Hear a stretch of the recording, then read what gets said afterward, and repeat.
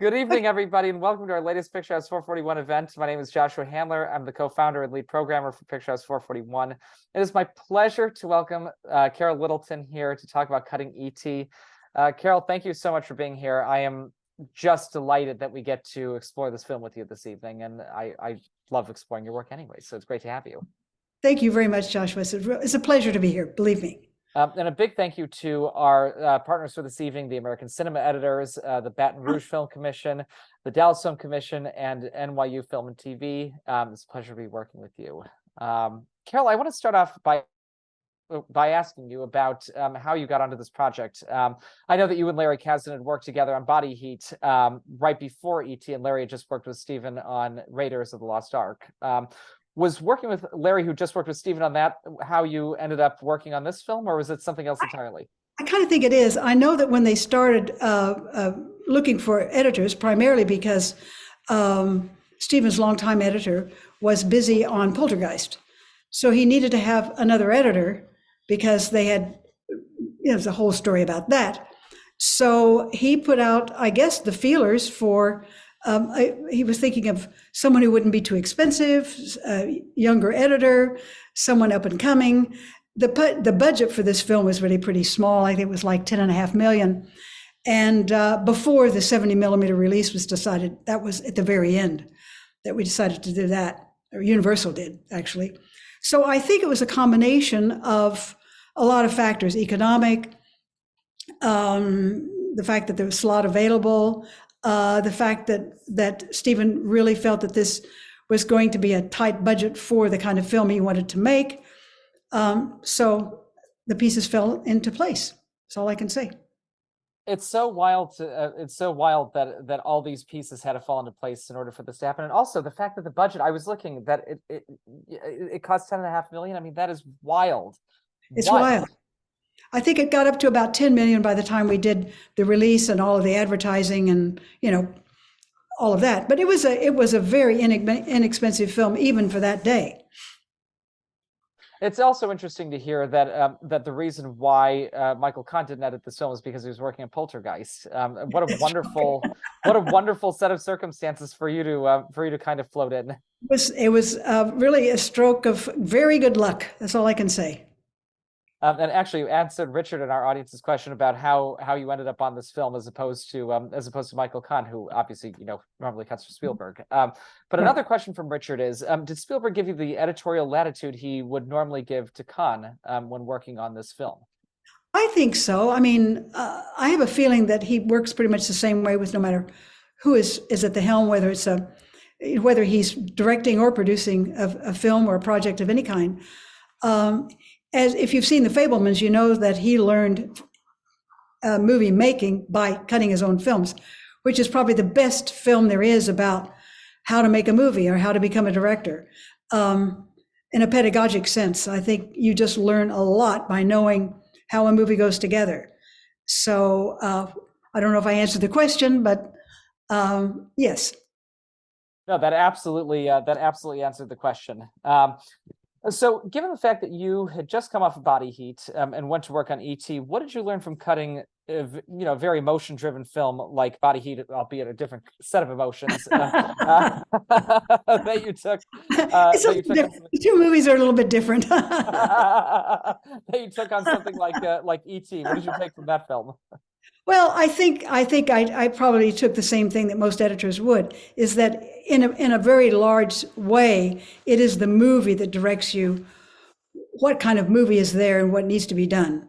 You look at a lot of dailies and especially in this particular film, where most of the footage was of the little puppet in all of his different iterations. So you just had to go through and see what was best and pull the best from it. And in many ways, the film itself, the actual film, instructed us how to do the film, how to cut it, how to edit it.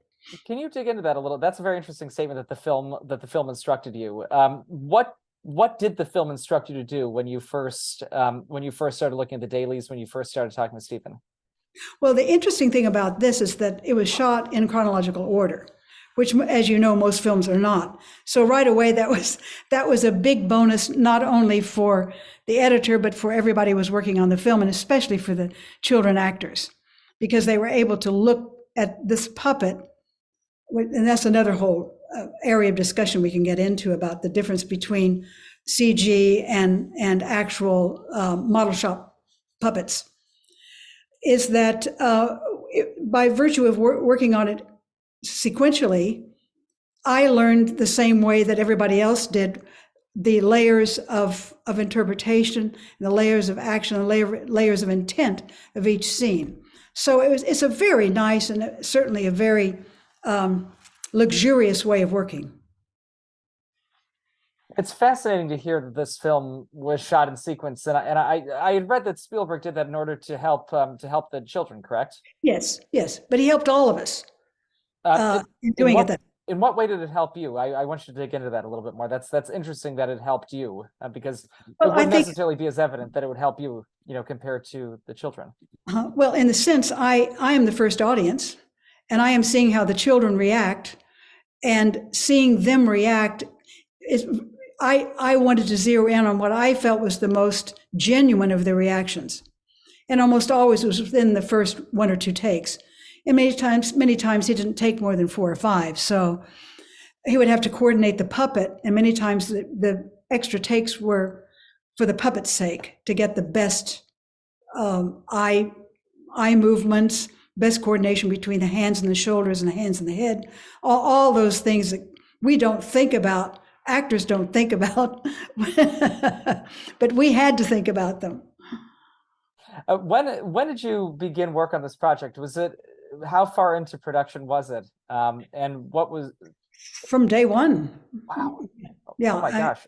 In fact, I can tell you, it was sort of interesting. Larry had said that Stephen was probably going to call me to talk to me about doing this new film, this new project, which was called A Boy's Life. That was the title at the time, the working title. And sure enough, that very afternoon, Stephen called me and asked me when I might be able to come to MGM Studios that's where his office was at the time. And so I asked Larry, I said, well, we're cutting a movie, so I'll have to ask the director. He said, yeah, ask Larry. So I remember turning to Larry in the cutting room and said, can I go talk to Steven Spielberg tomorrow about a script that he wants me to read and talk about? Because he wanted me to go to his office to read it there. So that's precisely what I did.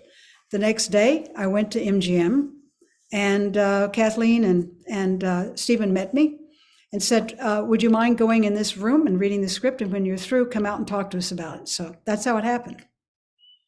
What were your first reactions when you read the I thought the script was brilliant. I'd have to say, I really did. And it set the bar pretty high for the rest of the movies that I've worked on, in expecting a script to be that well delineated and written. And I know that Stephen and Melissa Matheson worked on it, I think, for about a year, maybe 2 years. And it was in many ways, it was a combination of several ideas that came together in a most wonderful way. So they had a very good working relationship between themselves. And I think they tried a lot of things that sort of closed the door and just let full association take place. And the script was truly, truly wonderful and very emotional when I read it. And so I remember the first conversation we had. I said, if I could, in the editing, convey that sense of emotion that I got in reading the script the first time, I would be very happy. Then we talked about a number of other things, and Stephen then said, well, I'll call you by the end of the week and let you know, I'm letting you know I'm talking to other people, and I'll make a decision, I'll call you, which he did.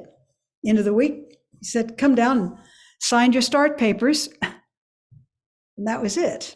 That's very funny very that you said that this set the bar very high for the screenplays that you would get or that you would hope to work on later. I mean, your next film was The Big Chill, correct? Right. Mm-hmm. And then you did Place in the Heart with Robert Benton. I mean, right. Mm-hmm. What an incredible That was a pretty nice run. I'd have to say, though, people seem to think that I just came out of the woodwork, but I, in fact, was working in a Hollywood system that there were a lot of up-and-coming young editors like myself who were kept on the outside as non-union workers. So the only way that I could work in the very beginning, and I very much wanted to work in editing, was to work as a commercial editor. So I spent a number of years either working freelance or having my own company, doing commercials. And even after I got into the union, because of the whole classification and seniority system, it was quite a while before I was able to work. And so my first film was French Postcards. With my first union picture was that. So that was by Willard Hike, correct? Right, and Gloria Katz. Yeah, we had Willard on earlier this year to talk about American Graffiti. Oh yeah, they were quite a team, Gloria and Willard, really quite one. And I was very, very, very lucky to have done that as my first feature film that was a union film. Well, actually, speaking of that, not to get too far off the subject of ET, but I remember in one of our previous chats, you had spoken about, I mean, you were instrumental in changing the whole seniority structure within the union, correct? Well, I mean, there were a lot of people who were, I mean, what can I say? There was a generation of people who were demanding it, and all they needed was someone who would present that to the board and get it done. And I would have to say that our business manager at the time, Ron Kutak, had the same vision that we did as young editors, to open up the gates and have us all be eligible to work on union work, as opposed to the normal way, which was through nepotism. And from that, he had the idea of making it a national guild, as well as a post-production guild, ultimately. So I have to say the visionary aspect came from Ron Kutak. And we were just there to move it along and say, yes, yes, yes. I want to go back to something that you said about ET when you first read this screenplay. You said that when you first read the screenplay, the emotion came across, and that you said, you know, if you were to start working on this film, you know, something that you would have to do would be to make sure that the emotion translated across, which would then make an ultimately successful picture. Was that how did you? What were your first thoughts on how you would be able to accomplish that? Obviously, you succeeded wildly, but how did you initially think about executing that? Well, I knew that a model shop little person would be the number one issue. How could we put that together so that not only the audience would believe it, but the children in the film would believe that this was a real creature as opposed to a puppet. So that was, and Stephen and I talked about that. That was the number one goal, was to make that character believable. And so we spent a lot of time on that. And Stephen, in fact, tried to hide all of the mechanisms for the puppet from the kids, because he wanted them to believe that the puppet was real, was a real person. And they were acting and reacting to E.T. He was right there in front of them. And so I don't think that CG would have ever done that. The fact that there was a 3D figure that the children were acting to and with made all the difference in the world. And Stephen really did try to have a suspension of belief for the kids every time they went on the set. You know, I have to say that's one thing that stands out most about this film. The child performances are so extraordinary. I mean, they're so good. They are so good. They're so good. And now let me ask you though about you know, making the audience believe that ET is real, and that we invest in ET over the course of the film. How did you use your craft to get us to emotionally connect with ET and care about ET and make him a living, breathing, real being? Well, I wanted to believe in him too. So like I said, I'm the first audience. So I really wanted to believe who ET was, and put as much effort as I possibly could into that. And then you have to realize that there were a lot of other editors who were making the very same contributions in their own way. Chuck Campbell was in charge of the movement of ET in post. And Ben Burt, of course, was in charge of the voice and all of the vocalizations, period, for ET. And his evolution as an alien, learning bits of English and learning ways to communicate with the kids. And then the one aspect, the belief that E.T. had a kind of emotional connection with Elliot, and that it was believable that actually they would have this tie that was in a sense telepathic, emotionally as well, and emotional and a thought telepathic channel that they shared. The bond, I mean, the bond between Elliot and ET is really the heart of this film, and it comes across so beautifully in the finished product. I want to dig into more of this film's emotional aspects in a short bit, but I want to go back to a question from Carrie, who says, "What did you learn from Spielberg, and how did you complement each other?" I know that you've said that working with Spielberg in this film was like going to graduate school. Exactly, for editors. Can you dig into that? Well, I think that Stephen had a total belief in the fact that he could get this accomplished. And he had already worked on Close Encounters and other films that sort of were the preamble to this one in a way. And this was a very, very personal, almost autobiographical film about a troubled family and kids who, very much like his own siblings, as we saw in The Fabelmans, had a solidarity that came out of their own hardship. So he had a very personal point of view from the very beginning for the family dynamic, the dynamic between this imaginary character that was actually Stephen's imaginary character that he had as a kid when his parents broke up. And that was that idea was moved over, became a part of E.T. So he drew, I feel very strongly, we talked about this, he drew from his own personal experience, and he wanted to make a film where there was very sibling rivalry would become sibling solidarity, and we could have that emotional through line as well. And so we were constantly aware of the different levels of emotional engagement that one needed to have at different times as we were going through the film. And it was just a marvelous exploration. The amount of film that he shot of the puppet, both as inserts with hands, with the hand mime, with the actual puppet being manipulated by the pneumatic devices, and also the different versions of ET that were incorporated as needed for walking, for falling, for being active and reactive. So it's all those moving pieces had to kind of come together. So we just spent a lot of time experimenting, cutting things together, seeing what worked, what didn't work, trying things, dropping a lot of dialogue, having a lot of the communication silent, just all the things you do with any film, except that this was primarily with kids and with a puppet. That's so interesting to hear that you experimented so much and that you dropped a lot of the dialogue, because as I mentioned to you the other day, I feel that this film plays so beautifully because so much of it is kind of like a silent film. I mean, the finale of this film, I would compare it to, something like Chaplin's City Lights. I mean, it's a finale that is almost entirely, this is almost entirely wordless. That one is. And it just conveys so much emotion through, through the art of editing. Can you take us into a sequence that you did a particular amount of experimentation on, and if you remember any how one of these sequences evolved, I would love to hear. I don't know if I can really do that, but I could okay. say that one challenge was the very first scene between E.T.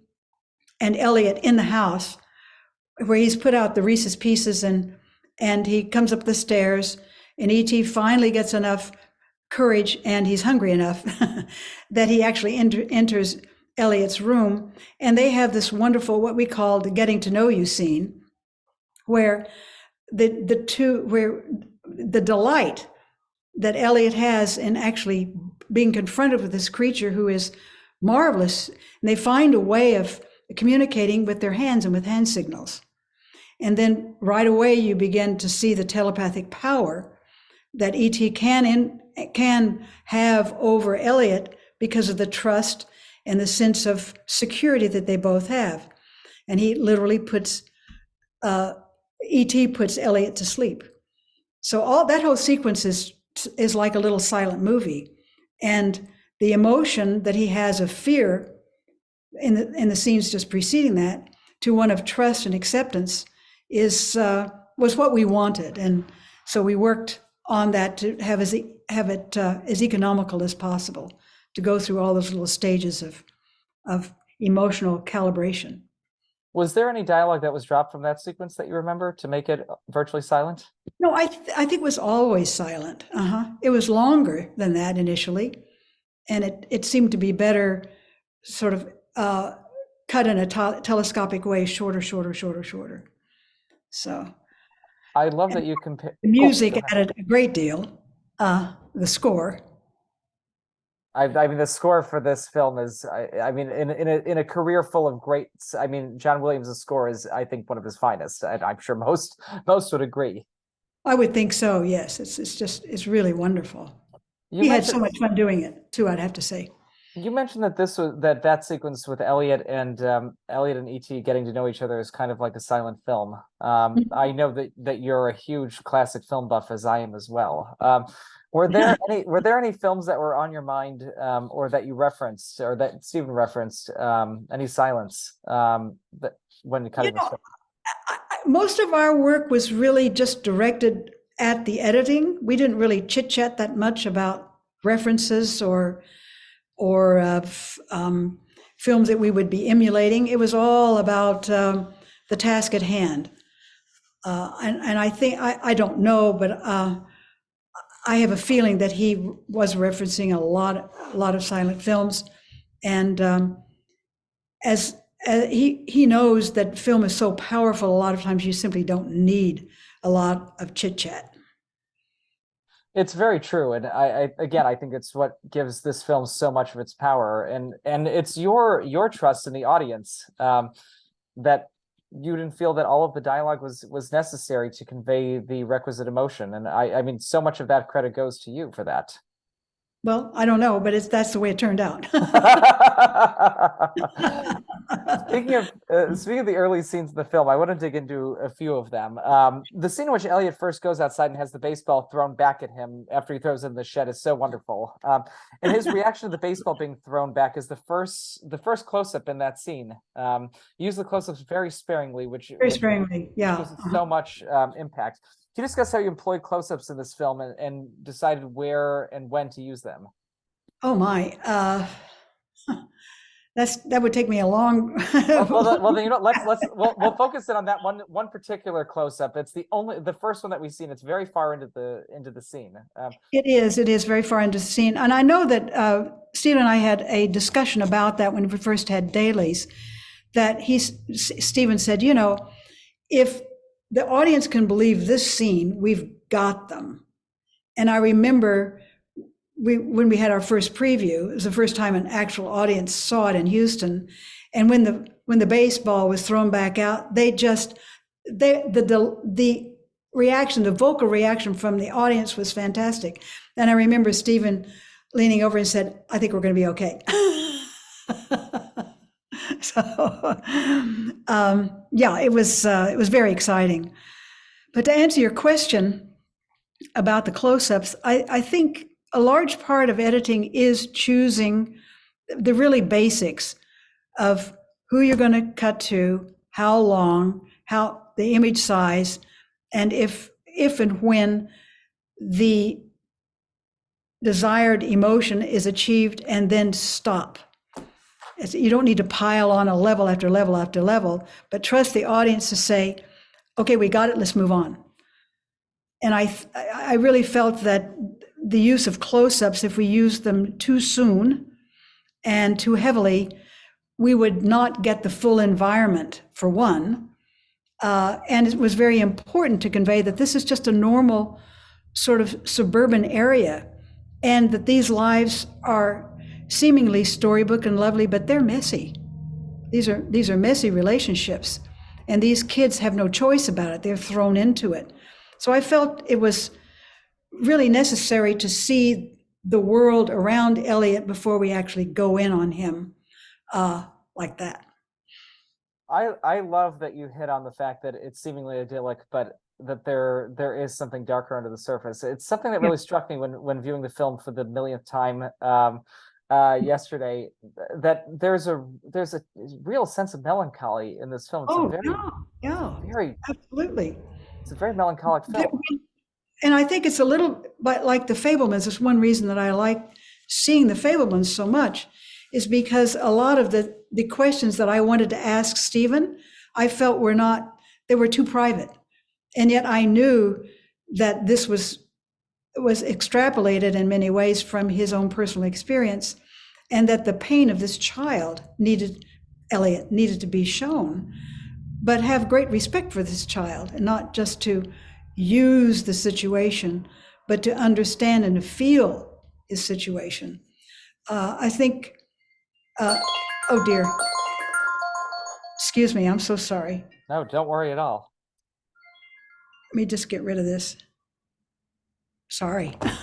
No need to apologize. I have too many devices.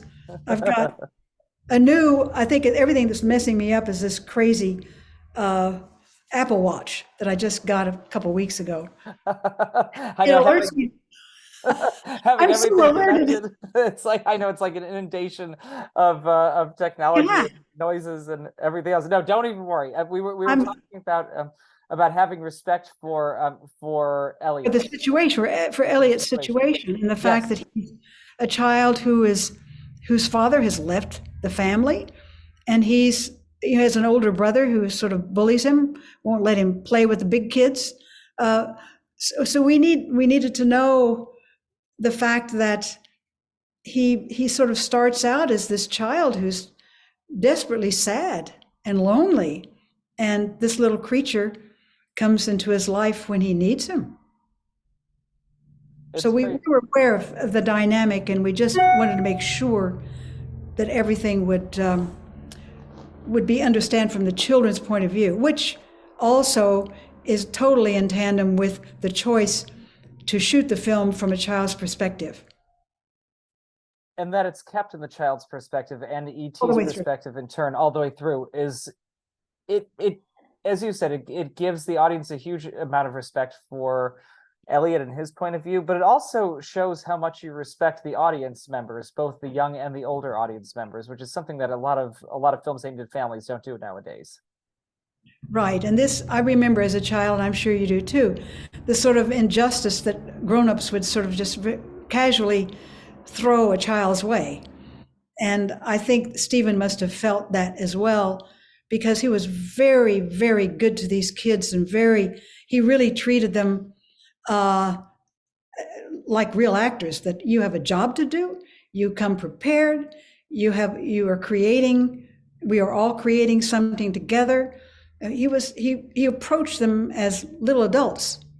It's lovely to see that. It was wonderful. I really appreciate that about that. And again, it shows in the finished product too, with how extraordinary those performances are. On the subject, we were talking a little bit about how you felt that you didn't need to necessarily lean too far into the emotion and know where to pull back. Carrie from our audience says, when you edit a film like E.T. that has so many emotional moments in it, did it move you to tears when you first saw the footage, or is that emotional intensity constructed yourself in the edit, or is it a mix of both? It's kind of a mixture of both. We had which is pretty much non-existent now, but we had the wonderful opportunity of, first of all, shooting the film in chronological order. And we had dailies at noon every day with the crew, and, or at least the principal heads of departments. And then we would go that night, Alan Davio and I and Stephen would go to his house and look at them again. So by the time I was ready to start cutting a scene, I will have seen, sitting close to the director, feeling what he was feeling, so almost a kind of osmosis of not just his vocal comments, but how he actually reacted to the scenes when he saw them. We don't have dailies anymore as a unit. And that's one of the things that I really, really miss with digital editing. They just feel that that's not important. And I would have to say in this particular film, it was very important for me to see and feel how, and to hear how Stephen reacted to the scenes. He would laugh openly. He would, he would have a sniffle openly. He would have comments about what he felt we needed to accentuate. And he had wonderful conversations with Alan about the lighting and the point of view of the scenes visually. So I just was able to gather all of that and then start to work. Do you remember any daily sessions with Stephen and Alan? That's amazing that you were able to have these sessions with the two of them. Do you remember any particularly memorable sessions with them that you used as a guide when you started your work on the film? With Alan and Stephen? Yeah, with Alan and Stephen. Like any particularly memorable sessions where they helped you to see something that maybe you would miss the first time or that you otherwise would have missed? I don't know. I just picked up on a lot of subtleties of what they were trying to achieve and whether they achieved it. And they had a lot of conversations, a lot of tests. And in the photochemical environment, you are constantly refining the way that you were doing things because you were learning as you went along with all the technical aspects. So I was always really fascinated by that. And just to see subtle changes from day to day, lighting changes, all of that, it just was a constant instruction for me. And then Stephen and I would meet every weekend and review what I had done. Because believe it or not, the schedule was short on this. We didn't have that much money and we had to boogie. So it created a work environment that was very hypercharged, got to get it done now. Mm-hmm. I can imagine that there must have been so much with all of that charge. It must have been amazing. Everybody bouncing ideas off of one another. I'm interested to know, were there any scenes of this film where you felt that it was narratively or emotionally underpowered when you saw the dailies and you had to use your own craft in order to solve one of those narrative or emotional issues?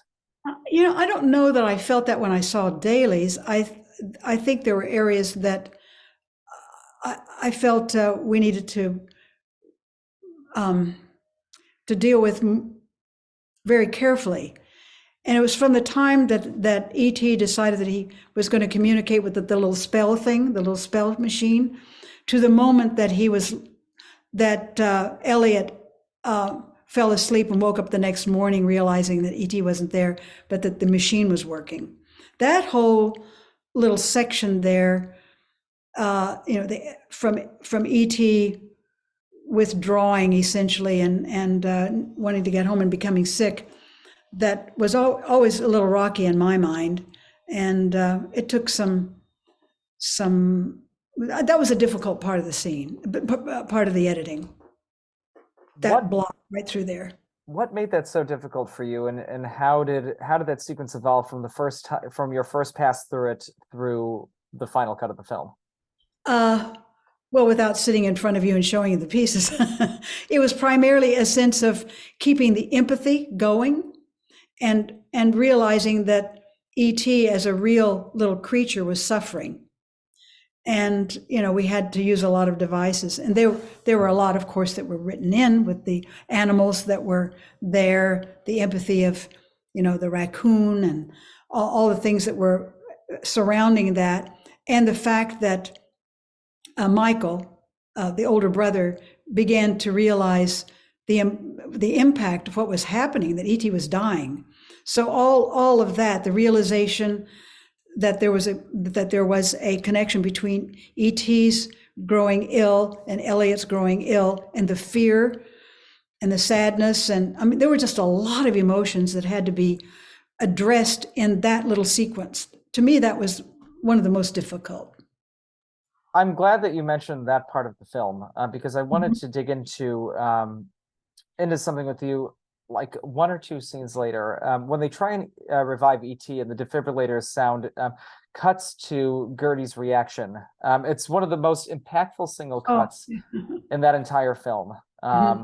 and you say so much more through that singular cut and not seeing all of the defibrillation than anything else. Can you take us into the genesis of that decision to cut immediately from the defibrillator to her face?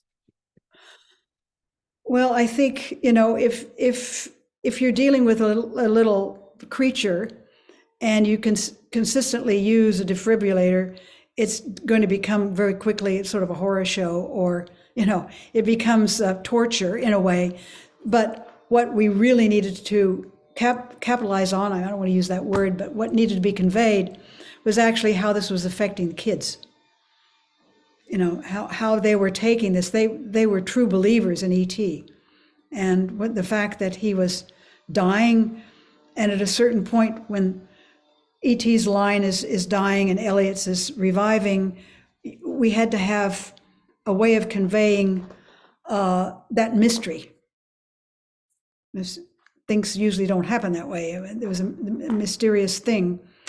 And the kids were just, you know, they believed it. They absolutely believed what was happening in front of them. So hats off to Stephen. I mean, you know, he was able to get that on film in a very believable way, and we used it. Well, hats off to you for using it, because because again, I mean, had it not been for that singular cut, I don't think E.T.'s defibrillation, the attempts to revive him, would have had nearly as much impact as they did had you not utilized that beautiful reaction shot. Oh, well, thank you so much. That's very kind. I think also the environment that was Stephen had decided to have real doctors, you know, speaking, the people who were in the operating theater, those are real doctors, because he felt that if there were actors reciting lines and doing all of the rote things that they have to do to keep people alive and to desperately try to keep them with us, as it were, that it might not be believable. And it was absolutely the right choice, absolutely the right choice. So we had the invasion of the scientists, essentially, and then these doctors who were peering over a little creature that they loved. So they were becoming more and more alienated as the adults were taking over their arena. So this was working on a lot of different levels. I think you hit on the beauty of this film, the fact that it works on so many different levels. It's not just some surface level ridiculous story of some kid that has a great friendship with an alien that crash lands. I mean, it's a film that does work so subtly on so many different levels. Arthur from our audience says, one of the things that makes E.T. great for me is that it's full of thoughtful transitions between scenes, very much tonally mirroring the point of view of the kids in the film. How much of this was scripted or dictated by what was shot, and how much was discovered editorially? Well, as far as I know, and I have not asked Stephen this, but I think this is true, he heavily storyboarded the films previous to this, and I think he decided not to do it on this one. We had very few storyboards, very, very few. He wanted the decisions to be made as he was directing and finding little nuggets, areas. You know, he shot a lot of film. So even though this was a low budget film, he shot a pretty good ratio. And I think that he wanted to trust his own emotional choices the day of, and having a bunch of storyboards. The storyboards we did have, and they were for a sort of a shorthand for all the people who were working on Carlo Rambaldi's crew, and for the people who were responsible for art direction and you know, just getting things on the set that day. It was a very good shorthand. But as far as using storyboards to 1, 2, 3, we're going to have a shot list from this, it didn't happen that way.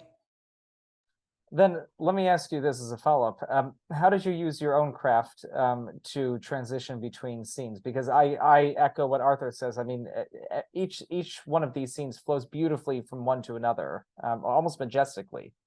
Well, I think that I simply interpreted that's what I mean when you have a film that's shot a certain way. It teaches you what it needs, and the transitions that we used were very clear. we could have cut them other ways, absolutely. But to my mind, the ones that worked were very clear. So, it's like I see something that Stephen has directed, and I feel that those are the transitions we should use. Whether or not they were exactly the way he wanted them, I don't know. I mean, we didn't really discuss it that much. He'd say, "Oh, this works and that doesn't work. Try something else," that kind of thing. That makes complete sense. One thing that really stood out to me again when rewatching this was how patient the film is. Each take is fairly long, and you don't. I mean, it's not overcut. I mean, you really place a lot of emphasis on the footage itself. Was using these longer takes something that you and Stephen discussed early on, and keeping that kind of a pace for the film? No, I don't think so. But we did discuss the idea that if a performance is working, let the actor do the work. The editor doesn't need to do that, And I think that it belongs more to the school of slow editing, like slow cuisine. To savor the moments, you have to let them run, and we threw it into that arena, and there we were. But, the same thing goes for the action sequences in this film. I mean, there are a number of action sequences in the film. Yeah, there are. But there's not a huge amount of cutting in those sequences. You really rely heavily on the action that's going on in the frame itself, as opposed to utilizing your craft to heighten the tension. And I think that's one of the greatest decisions that you made in cutting this film. Well, the kids have their own urgency, so I felt that the chase scenes needed to mirror how the kids were feeling about escaping or getting away, or and Stephen had very strong ideas and a very strong directorial imperative in the footage. I mean, you see it and you say, "Oh, that is absolutely right." I think a lot of young editors start to edit on their own without really looking at the footage and have just taking a moment to see how it instructs them. Having a real respect for what was shot, as opposed to having your own idea and just starting on it. And in fact, I'm just amazed at the number of young editors who don't look at all the dailies, take notes, and have a version of the film that they would like to have at least a try in their heads before they start. They just start cutting. Like, I don't know, it's odd to me. Do you think that's because of people largely shoot on digital now and thus there's more footage, or do you feel that that's because of the workflow and the condensation of the amount of time people have to work on films, or do you feel that that's something completely different? All of that. Yeah. No, the fact that we don't look at dailies and discuss them together so that there is a kind of a common thread in everybody's work. That's one thing. Another thing is the schedules. Another thing is the multiple editors. Another thing is the fact that in film, you would stop and the director would give an actor a note, so you would see something different in the next scene. Now, unfortunately, a lot of the takes are on one slate, and they say, let's go back to position 1, go back to position 2. The director isn't even on the set to give a direction to the actors. I'm sorry, but I don't get it. I just don't get it. So there's no real sense of evolution in the shooting. So an editor says, well, how am I going to make sense of all this? It just looks the same to me. Take 1, take 2, take 3, it's all on one slate. The director is at the monitor, and I don't know who's talking through a headset, but I guess the AD is now going up. I honestly don't know how the director's notes are given to the actors. And everybody's scrambling to put this, to put everything back so that there's some kind of continuity with the props. And it's a madhouse on a set now. It sounds like a completely different way of working. It is it is. And I love digital editing, don't get me wrong. I just think that the sense of discipline that you had to have in the photochemical age has just we've just lost it. I mean, the really good part of shooting on film is, unless you're working with a director who decides that he's really going to direct, that means giving actors notes and stopping the camera from time to time and making a correction. Small, little, unimportant things like that. A little thing like that. I want to change gears for a moment and get to a question from Chris in our audience, who says, the axial cut into Elliot's face when he sees the sheriff's guns just before E.T. makes the escaping boy's bikes fly is one of my favorite cuts of the movie. It really drives home the intensity and fear of the moment. I really love axial cuts, because but they're a tough technique to implement as they risk calling attention to themselves. What made you choose that technique for that moment instead of allowing the camera zoom to continue normally? That's interesting. Well, we knew it needed to be a heightened moment because E.T. that takes charge, you know, he makes the decision. The only one that he can make to get out of there is to levitate. So I know that Stephen had shot different image sizes, and I figured that he wanted that it's a device that was used back in the cornfield, had been used several times before. So yeah, it was a good shortcut to show the intensity of the moment. Arthur from our audience has another question. He says, in every film project I work on, there is always an aha moment in the process, where one specific scene shift or structure change basically opens up the film and makes everything click together. Was there such a moment for you on E.T.? I guess, wow, was there such a moment? I think when we got to the scene with the doctors, essentially the E.T. death scene, it became really clear to me cinematically that was sort of the confrontation of the human world and the extraterrestrial world. And that was when we got to that sequence and started putting it together. That's what clarified a lot of things that had preceded that, and went back and I just examined everything in that light. I just didn't realize that was going to be essentially the climax, and or dramatic climax. And so I do remember thinking, I really need to go back and look at everything again and evaluate what we had done up to that point. Stephen had lived with the material long enough that he was obviously very confident, but I don't think I got it as a filmmaker until that scene was shot. Mm-hmm. Thank you for no, thank you for digging into that with us. It's so fascinating to hear that, even after all the daily sessions and working with this material, you still were able to have those moments of those, as Arthur said, those aha moments. Yeah, and I just want to make sure that in viewing all of that the emphasis was going dramatically in what image size and how long we held on things, and that there would be enough preparation in the film up to that point so that would be meaningful and as emotional as possible. And that does happen a lot in films. I'm not the only editor who does that. A lot of times you will get to the emotional scene.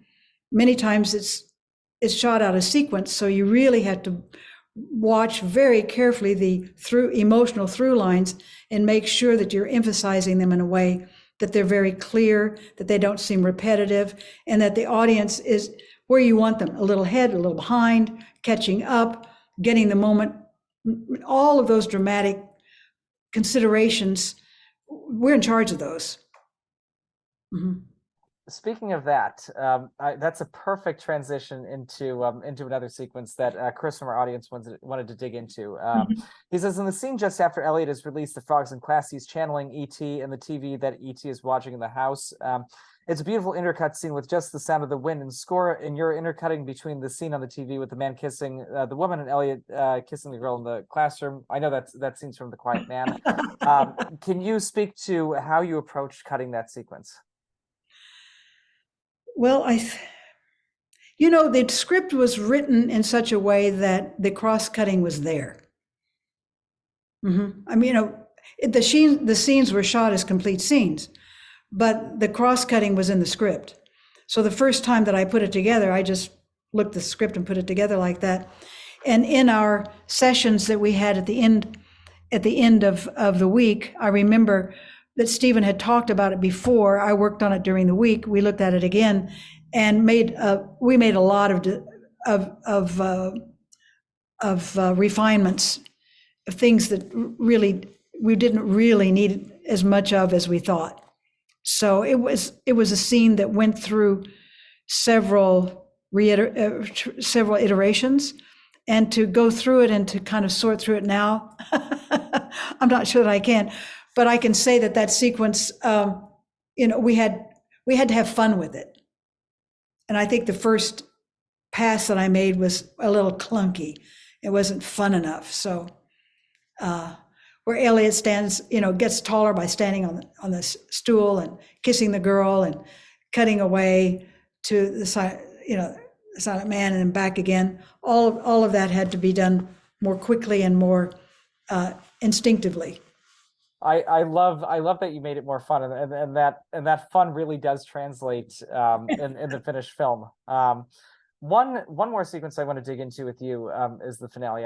It's one of the most moving finales in the history of cinema, and it is achieved largely throughout dialogue. I mean, there's a word or two here and there, and then E.T. says, "I'll be right here," and then Elliot says, "Bye," and that's it. And the rest of it is these stunning images beautifully put together by you. You have to say that there was an incredible score there. Oh, that too. I mean, that little component to it. And I would have to say that the rainbow, when the spaceship is taking off, was an additional thought of Stephen's, that he felt he needed to have some sparkle, some sort of otherworldly sign of hope, and so this child could actually believe that that there's some magic in the universe, and that was added on. I mean, that was interesting, very interesting. So one thing I learned about Stephen's direction is that when he was touched by a sequence, he wanted to find ways of not only making it clear, but making it, especially in this film, very pristine, very at the right moment, at the right time. The timing was really important. Well, how did you two work together? How did you use your craft in order to further the emotion of that scene without, as you said, without overdoing it? You said that you knew when to pull back, and obviously you did it. It hits all the right emotional beats without laying it on too thick. I thought the kids were just, frankly, I just felt that they believed it so much that as long as we used takes where they were in the moment, that's really all we had to do. We didn't have to, no tricks, no nada, just be with the kids at the moment where they were going through their transitions. These little golden nuggets, you want to hold on to those. Let the actor do the work, we were just interpreting what these great kids did. Well, let me ask you. We've kind of skirted around John Williams' score. Can you talk about the addition of that into the film, and how that was incorporated into the finished product? I mean, it's one of the greatest scores in the history of cinema. Well, I don't really. Excuse me.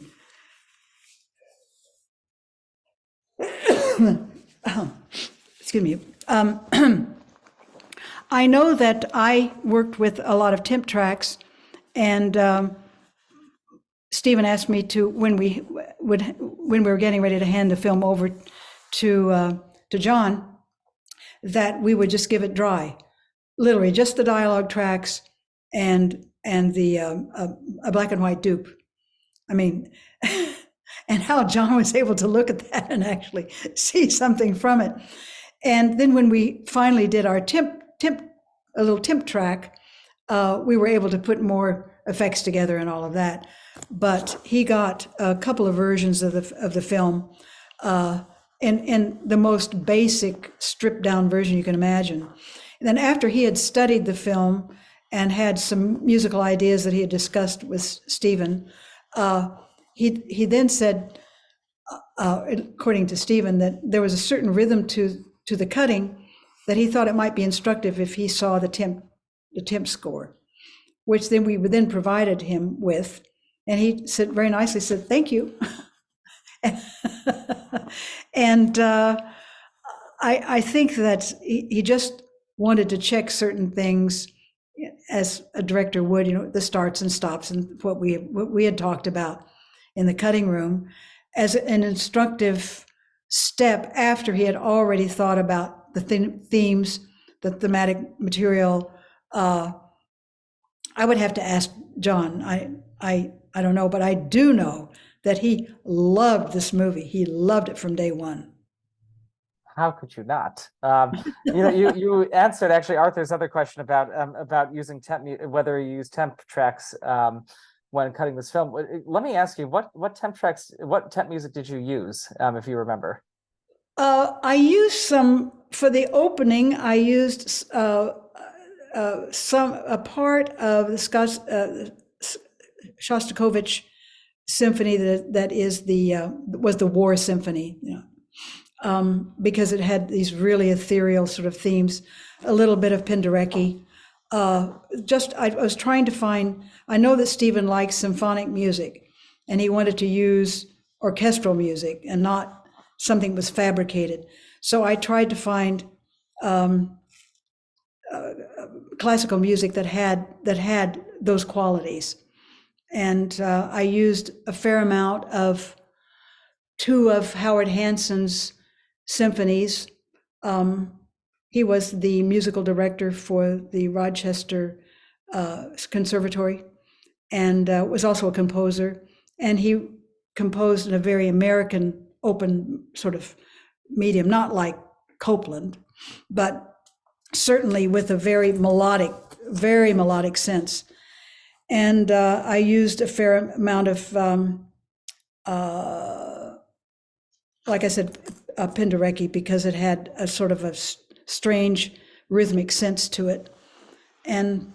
But I didn't actually use temp music until we had big sequences put together and that the puppet was working pretty well. And, you can use music can glue scenes together in ways that can fool an editor. So you don't want to use temp music as a crutch to smooth out editorial problems.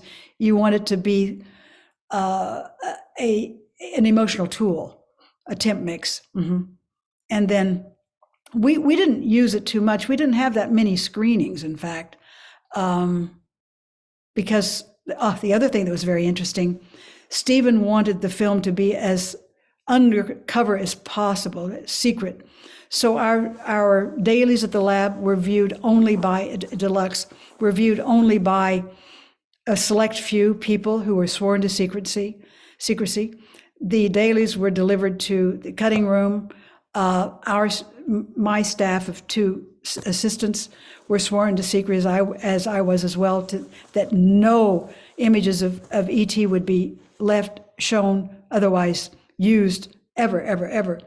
And when we did our first little temp, Stephen asked me to go through and cut out all images of ET. We had a black and white dupe, and I had my assistants go in and cut out every shot of ET. So our little temp mix that we did at Taddeo was like mixing a radio show.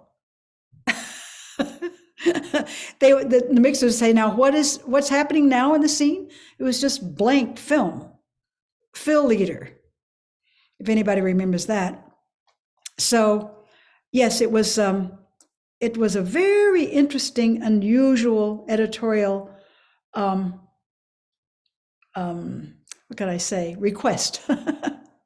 I have to tell you, that's the first time I've ever heard of anybody doing that. Well, he didn't want anyone to copy the idea of ET, and it was going to take longer to cut the feature than someone could come up with the idea and have it on TV, or whatever horror story that Stephen had in his mind of someone stealing his idea. Go ahead. Sorry about that, Carol. Oh yeah, for instance, the projectionist, we use the same projectionist, and he was sworn to secrecy. I mean, everybody had to take these virtual sort of oaths to protect the likeness of ET. Excuse me. It's amazing, and not surprising that so much care was obviously taken into protecting the secrets, so to speak. I want to close off by asking you, we're talking about this film 41 years after its release. Why do you feel that we are still discussing this film? Why do you feel that this film has stood the test of time, and why we're discussing it decades into the future? Well, I think it was a marvelous idea that came from Stephen's life experience. And it has emotions that children can relate to, and so can mothers and fathers. And it holds as an example the way that people can communicate and tolerate one another, and how children grow by example and learned many times by bad examples. It is very truthful. I think that's it. There's fantasy. There's the promise of hope and love. All the things that nurture our lives are in this movie. All the things that are around us now that are just horror. This holds, without being melodramatic about it, it really is what life's about. Finding a way to love one another and to be peaceful and to tolerate. It's largely a story of tolerance, I think. I completely agree with you, and it's a film that has real emotional honesty as well, and trusts in the emotional intelligence and all the intelligence of those that are watching it. And I think that so much of that is due to your work, and so I say on behalf of everybody that we all applaud you. And also, before we close, congratulations for those in the audience that don't know. Carol will be receiving the Academy Awards, the honorary Oscar this year. So congratulations, Carol, on that. Thank you, and I feel that I'm accepting it for all editors, because we're all confronted with the same task of not only entertaining people, but finding the truth of that particular film that we're working on. And so I feel that having an honorary Oscar for a below the line discipline like editing, this is only the third one, and it's kind of amazing. So I feel truly honored for my fellow editors. I'm accepting it and joyfully on their behalf. Well, we are so happy for you, and cannot thank you enough for being here tonight, Carol. This has been such a pleasure, as always, to explore your work with you, and I appreciate you taking the time to be here. Thank you very, very much, Joshua. I certainly appreciate it. Thank you to everybody. Thank you to everybody in our audience for being here as well. And one quick announcement before we go: our next Q&A will be this Wednesday, December 13th at 6 p.m. Eastern, 3 o'clock Pacific, with editor Kevin Tent and writer-director Alexander Payne on Sideways. Tickets are at Picturehouse441.com, and we are at Picturehouse441 on social media. Good night, everybody. Hope to see you all soon. And Carol, thank you again. It's been a pleasure. Thank you very, very much. I really appreciate it. Thank you. Good night. Good night.